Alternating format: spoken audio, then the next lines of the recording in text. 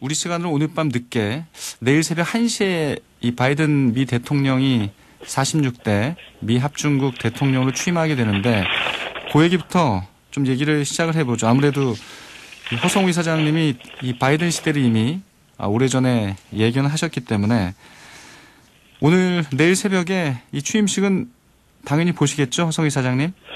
네, 우리 시간으로 8시 정도 되겠죠. 지금 미국은 우리는 지금 오늘 20일이지만은 네. 미국은 지금 19일 날 지금 되니까 아마 지금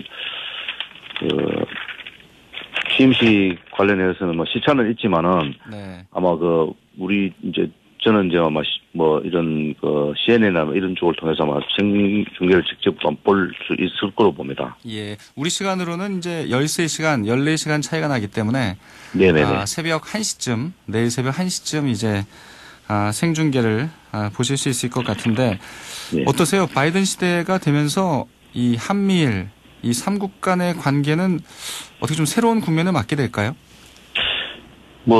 제46대 미국 대통령이 이제 공식 취임을 하게 되면은 예. 아무래도 우리 이제 가장 관심사가 이제 한미일 동맹 관계를 어떻게 유지할 것인가 하는 부분인데요. 예. 아마 큰 틀에서 보면은 그 동맹 관계를 강화하는 측면으로 가기 때문에 아마 큰 변화는 없습니다만은 예. 아무래도 문재인 대통령께서 이제 신년 기자회견을 하면서 한미 군사훈련 조정 문제와 관련해 갖고 이제 당사자인 미국이 아닌 북한과 논의할 수 있다는 이런 지금 발언을 했지 않습니까? 예.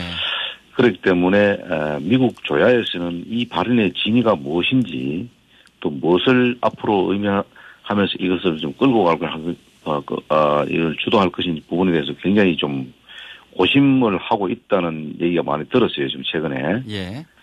그래서 아마 이 부분과 관련해서 이제 한미 동맹의 관계를 어떻게 앞으로 이제 설정할 것인지 제대로 이런 부분도 아마 상당 부분 논란의 여지가 있다 저는 그렇게 봅니다. 배종찬 소장께서는 이 바이든 시대의 개막과 한미일 네. 3국의 관계 좀 어떻게 바라보세요? 무엇보다도 바이든 당선이 이제 대통령이 되면 취임식이 끝나면 또 취임식 내용에서도 가장 강조할 부분은 통합일 것입니다. 앞으로 미국 이 국내가 여기저기 산산이 이제 분열되는 그런 상황 또 의사당의 난입에서 사망사고까지 나지 않았습니까? 그런 만큼 미국 사회의 통합을 가장 먼저 강조할 것으로 보이고요.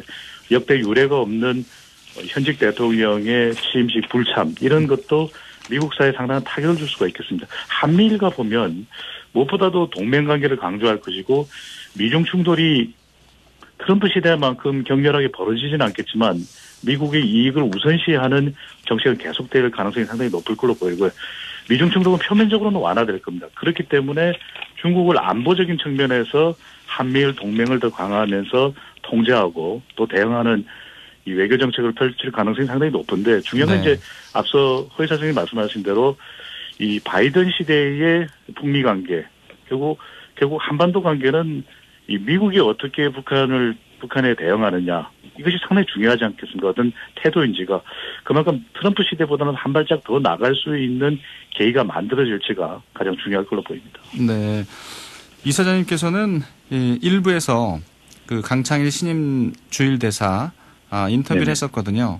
네네. 한일 관계 이제 정상화의 과제가 사실 굉장히 좀 쉽지가 않은 이제 과제인데 문화 교류, 특히 이제 불교 교류를 통해서 어떤 국민들 간의 이 정서적인 어떤 유대를 강화하면서 일본 정치인들을 이제 함께 만나 나갈 그런 계획을 밝히셨는데 이 방법이 좀 효과가 있을 것으로 보시나요?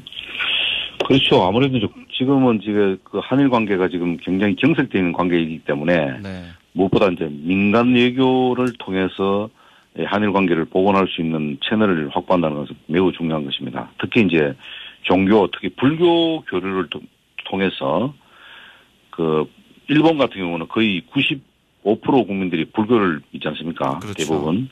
그렇기 때문에 우리도 지금 상당히 불교 문화가 자리 잡힌 이 국가이기 때문에 이 불교를 통해 종교를 통해서 한일 관계를 복원한다는 것은 또 다른 차원에서 앞으로 이제 한일 관계를 이제 정상화시키는 데는 상당히 주요한 하나의 수단이 될 수 있다.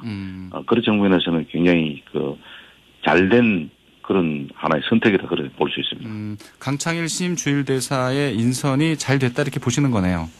그렇죠. 아무래도 이제 강창일 주일대사 같은 경우는 지난번에 이제 뭐 발언 때문에 아그레망이 굉장히 이제 좀 연기가 됐지만 그래도 이분은 이제 그 일본에서 공부를 하고 있기 때문에 예. 일본을 우선 첫째 알아야 됩니다. 조야를 일본은.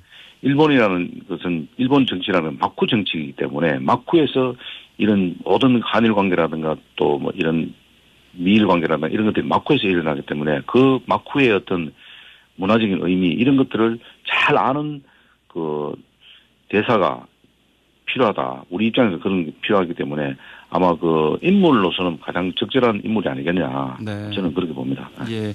배종찬 소장께서는 어떻게 보세요? 해마다 이 일본과 또 한국과의 관계 또 양국의 국민들을 대상으로 해서 여론조사가 실시되는데 대체적으로 지금 최근 한 4, 5년간 들어서는 양쪽 국민 모두 서로에 대한 감정이 상당히 적대시되어 있거든요. 그게 좀 걱정스럽더라고요. 네, 계속해서 특히 이제 우리의 경우에는 뭐 일본에 대한 감정이 있을 수밖에 없는 상황인 거죠. 과거사도 있고 또 일본의 또 총리, 지도층들의 발언도 그렇고 최근에 위안부 할머니들과 관계된 것도 강제징용 배상과 관련된 부분 또 2019년에 일본의 일방적인 소재, 부품, 장비의 또 반도체 관련 수출 금지 이런 부분들은 우리는 절대 이해할 수가 없습니다. 이 36년간의 강점기 동안 우리가 겪었던 피해를 생각한다면 끊임없는 반성과 사과를 하지 않는 것이 오히려 이상한데 이 관련된 조사들을 보면 일본 국민들도 이제는 적대적 감정이 혐한물이 생겨나고 있는 상황이거든요. 그런 만큼 문재인 대통령이 신년 기자회견에서 좋은 방법을 제안을 했습니다. 한 기자의 질문에 대해서 일본과의 관계에 대해서는 우리가 개별적으로 대응을 해나갈 필요가 있다. 무조건 싸잡아서 일본을 비난하는 쪽으로 가게 되면 양국 관계는 되돌이킬 수가 없는 것이거든요. 그런 만큼 이 김대중 전 대통령 때 굉장히 중요한 교훈이 될 수 있습니다. 그러니까 문화적인 교류, 네. 그리고 특히 이제 젊은 세대들 간의 교류를 통해서 양국의 협력을 높이고 경제 협력도 강화했고 다만 이제 과거사 부분만큼은 또 우리 독도 주권만큼은 또 분리해서 우리가 대응을 했거든요. 그런 지혜가 지금 필요해 보입니다. 네. 그리고 또 이제 한 가지 제가 좀 지적하고 싶은 것은요. 네. 이제 과거에 이제 한일 관계의 어떤 현안 문제, 뭐 과거사 문제라든가 여러 가지 있지만 그것을 어떻게 보면 한일 관계 양국 그 정치인들이 서로 자기들한테 유리한 방향으로 계속 그것을 이용하거나 활용을 했었거든요. 한일 관계를. 그렇죠. 예, 이런 부분들도 앞으로는 좀 그 진정성을 갖고 서로 양국 관계에 대화를 해야지 이게 지금 그 한일 관계가 어제 오늘 문제는 아니지 않습니까? 예. 그래서 앞으로 문재인 대통령이 한일 간의 이제 현안 문제들을 이제 서로 협의하는 과정에서는 결국 뭐냐면 한일 관계 양국 그 정치 지도자들이 어떤 진정성을 갖고 임하느냐 이게 굉장히 중요하다고 봅니다. 네. 그렇기 때문에 우리도 이제 그 대통령께서 신년 기자회견 때 뭐 그 한일 간 현안을 뭐 사안별로 그 분리해서 뭐 대응할 필요가 있다 이렇게 지금 말씀하셨기 때문에 네. 이런 것들을 어떤 사안이든 좀 진정성을 갖고 서로 그 양국 정상들이 만나거나 혹은 또 실무자들 만날 때도 진정성을 갖고 앞으로 이 한일 관계를 복원시키는데 주력해야 할 필요가 있다 그렇게 봅니다. 네, 좋은 말씀해 주셨네요. 이 한일 간 그 정치 지도자들의 좀 진정성 있는 대화와 이 교류가 필요할 것 같고요. 특히 이제 국민들 간의 이 관계가 안 좋아져서는 안 되기 때문에 문화 교류의 장을 더 넓혀 나가야 될 것 같고요. 요즘 뭐 일본에서는 이 우리 드라마입니다. 이 사랑의 불시착이라는 드라마. 저는 못 봐서 잘 모르겠는데 이 드라마가 굉장한 또 한류를 다시 이끌고 있다고 하니까요. 강창일 신임 주일대사가 이런 한류의 바람과 함께 한일 관계가 좀 복원되는데 기여를 해줬으면 하는 마음을 또 갖게 됩니다. 예. 이 얘기까지 여기까지 하고요. 좀 다음 아이템으로 좀 넘어가 보죠. 다음 아이템은 이 월요일 문재인 대통령의 신년 기자회견에서 일단락 지어진 이 사면론에 대한 얘기를 조금 더 해야 될 것 같습니다. 이 주호영 국민의힘 원내대표가 이 문재인 대통령도 사면 대상이 될지 모른다 이런 얘기를 하면서 또 여야 공방이 좀 격화되고 있는데 이 부분에 대한 얘기를 좀 해보도록 하죠. 먼저 배종찬 소장께서 좀 얘기를 해주시겠어요?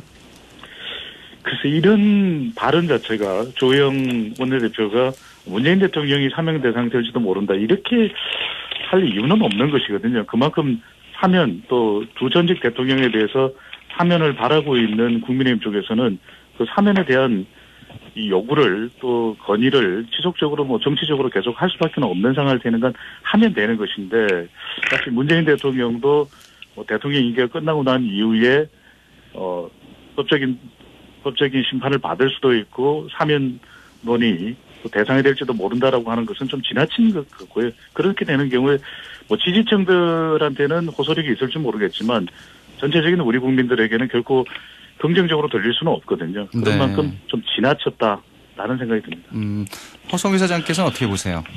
뭐 지금 배종찬 소장님께서 뭐 지적한 대로 저도 뭐 원칙적으로는 발언 자체가 좀 지나쳤다고 보지만은 네. 그건 이제 반응의 진위를 좀 우리가 짚어볼 필요가 있다. 왜냐하면 이게 이제 그 사면이라는 것은 이 정치 경쟁의 대상은 아니거든요.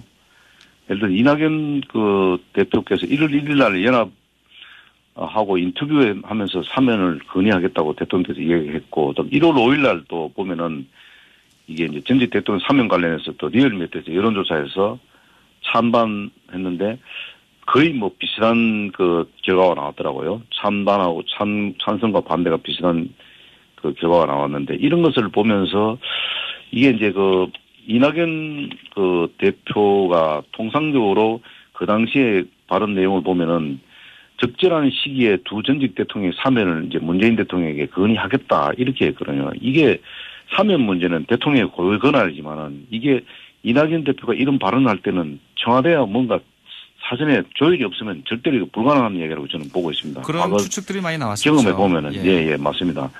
그런데 갑자기 이게 이제 대통령께서 이제 아니면 청와대에서 여론을 눈치 보면서 또 이제 지금 적절하지 않다고 사면을 이렇게 얘기를 하니 이게 이제 그 조영 원내대표 입장에서 볼 때는 뭐 사면하면 하는 거 대통령이 그 고유 권한이기 때문에 하는데 이것을 지나치게 좀 여론의 눈치를 보면서 사면을 결정한다 이렇게 하니까 조영 원내대표 입장에서 야당 원내대표 입장에서 볼 때는 이게 뭔가 흥정을 갖고 하는 그런 그 사면 아니냐 이렇게 이제 인식할 수도 있거든요. 그런 측면에서 보면은 조영 원내대표도 그 발언 자체가 나쁘다고만 볼 수 없는 거죠. 그렇기 때문에 그러나 어쨌든 전직 대통령도 사면의 대상이 된다는 그 발언 안에 숨어 있는 여러 가지 뉘앙스들이 이제 문제가 되는 거죠. 그렇기 때문에 어쨌든 이 부분은 빨리 일단락 되어야 된다고 저는 봅니다. 네. 근데 사실관계는 조금 분명히 할 필요가 있겠습니다. 그러니까 많이 정치적으로 추측은 한 바가 있죠. 이낙연 대표가 신중한 스타일인데 대통령과 사전에 교감 안 했을 리가 없다고 얘기했는데 선을 분명히 긋지 않았습니까? 이낙연 대표도 스스로 대통령과 청와대와 교감하지 않았다고 밝혔는데 이걸 마치 교감을 안 했을 리가 없다. 이건 좀 사실관계를 분명히 할 필요가 있겠습니다. 네. 아니 우리가 그럼 제가 한 말씀 드리겠습니다. 배종찬 소장님께서 그 정치인들 하는 얘기를 고지고 들었다 썼습니까? 우리가 다 과거에 경험이 있기 때문에 이거는 사전조율 없이는 불가능한 이야기라고 그렇게 판단하는 거죠. 물론 저도 뭐 단정적으로 얘기하는 건 아니지만은 네. 그런 측면에서 말씀드리는 겁니다. 오해하지 마십시오. 예. 아무튼 뭐 이 조영 원내대표가 이 두 전직 대통령에 대한 사면을 원하는 입장에서 사실 한 발언이지만 좀 논란을 불러온 부분은 좀 문제가 있었던 것 같고요. 하지만 이 사면 문제에서 어떻게 보면 가장 큰 정치적 타격을 입었다라고 할 수 있는 분은 민주당 이낙연 대표가 아닐까 싶어요. 좀 지지율에서도 여러 가지 좀 하락세를 보이고 있고요. 이재명 지사 입장에서는 어떻게 보면 좀 이 사면론에 좀 반사 이익을 얻은 측면도 있는 것 같고요.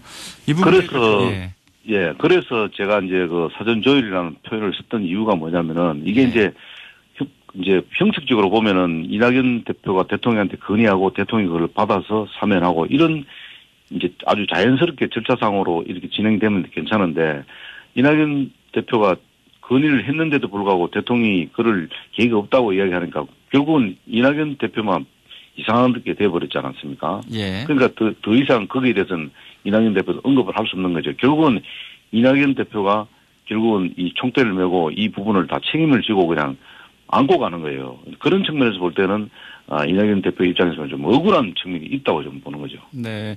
배종찬 저는 소장께서 조금 다른 생각인데요. 그러니까 정치적으로 자기에게 미치는 영향까지도 파악을 못했을 리는 없을 것 같고 그만큼 대통령과 사전 교감하고 대통령이 교감한 내용을 가지고 검토를 했다면 사실 이 지경까지 가지는 않았겠죠. 그만큼 저는 좀 섣부르게 이낙연 대표가 충분히 교감되지도 않았고 청와대에서도 어떤 반응이 나온 것도 아닌데 본인이 이 공격적으로 사면론을 꺼내들었기 때문에 이런 여론의 반응이 나왔다고 보이거든요. 왜냐하면 이미 국민 공감대가 없고 그리고 또 시기상조라는 반응이 나오는데도 불구하고 이낙연 대표는 다른 유력 대선 후보들과 차별화를 하기 위해서 본인이 시도를 한 것이라고 저는 보이고 그런 만큼 더불어민주당 지지층에서도 지지율이 내려가는 상황이고요. 한국갤럽이 자체 조사로 지난 12일부터 14일까지 실시한 조사였고요. 자세한 사항은 중앙선거론조심의위원회 홈페이지에서 확인 가능한데 이 대통령감으로 누구를 가장 지지하는지 적합하다고 보는지 물어본 조사 결과에서 이낙연 대표가 10%가 나왔습니다. 네. 그러니까 이재명 지사의 절반도 안 나온 지지율이거든요.